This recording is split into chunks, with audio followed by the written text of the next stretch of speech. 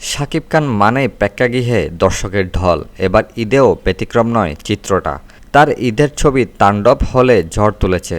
তারকা সমৃদ্ধ casting, Glamour ও গল্প মিলিয়ে ব্যাপক সাড়া ফেলেছে। ইতিমধ্যে দেশের অনেক প্রেক্ষাগৃহে ছবিটির শোগুলো হচ্ছে হাউসফুল। তবে এই সাফল্যের মাঝে দেখা দিয়েছে উদ্বেগ। জানা গেছে পাইরেসির শিকার হয়েছে তাণ্ডব। প্রথমে সিনেমাটির ছোট ছোট ভিডিও ক্লিপ সামাজিক মাধ্যমে ছড়িয়ে পড়ে।